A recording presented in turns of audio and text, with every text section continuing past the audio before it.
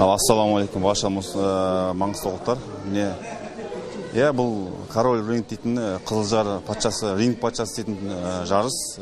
Бұл 5-ші рет ұйымдастырылып жатқан жарыс. Бұл жасқа 35 жастан жоғары шектеулі жоқ. Ол мүмкін олимпиада чемпионы болуы мүмкін, әлем чемпионы болуы мүмкін, олимпиада қатысушылар бар ол жерде. Қазақстан Республикасының еңбек сіңірген спорт шеберлері бар. Бүкіл жетістіктер барлығы спортшылар қатыса береді. Оған шектеу жоқ, бірақ 35 жастан жоғары. Бұл 5-ші рет ұйымдастырылып жатқан жарыс. Мен бұған 4 жыл күттім. Мен 35 жасқа биыл толып отырмын. Осы жарысты 5 жыл күттім. Мен жеңетіме сенімді болдым. Бірақ менің салмағымда ағам болды, өзіміздің бір клубтың ағам. Мен ол ағама уәде бергенмін да. Жарас деген ағам, осымен мен поясымды оған сыйладым, сыйға бердім. Біз екеуміз финалда жолықтық.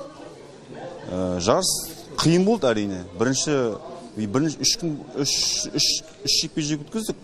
Оның бірінші жекпе-жегі, мен бірінші жекпе-жегім алдыңғы жылы 2021 жылғы күміс жүлдегер. Кеше жартылай финалда кездескенім, ол қола жүлдегер алған. 2021-дің әрине екеуі де жүлделі орынмен былтырғы финалистері болды.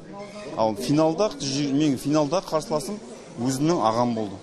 Біз оған негізі, біз оған боксаспаймыз деп не істегенбіз. Мен саған берерім осыны. Ал бұл ұйымдастырушылардың тарапынан бізге сіз боксасу керексіз. Егер мынандай бұлай беріп тастауға болмайды деп айтылды бізге. Сосын жарайды боксасамыз деп не істедік. Сосын бірақ бізге сыбыстар шықты. Егер жөнделіп боксаспай бұлай жүрсеңіз шығарып тастайды деді. Сосын біз енді жаттығудағыдай 3 раунд жасап шықтық. Бірақ белгісіз себептермен судьялар менің қолым көтеріп жіберді. Бірақ мен ағама уәде бердім. Мейлі бірінші орын алайын, екінші орын алайын, пояс сенікі болады деп. Мен осы поясымды өзімнің бір залда тер төгіп жаттығып жүрген, өзімнен 5 жас үлкен ағама сыйладым. Алдағы жоспар енді ары қарай жарыстар болса қатыса береміз. Ақтау қаласында Ақжағаларға қатысамыз, Эроникілерге қатысамыз.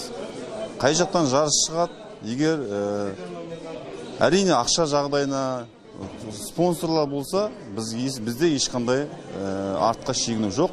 Біз кез келген жарысқа қатысуға, және кез келген белесті бағындыруға біздің әрине күшіміз жетеді.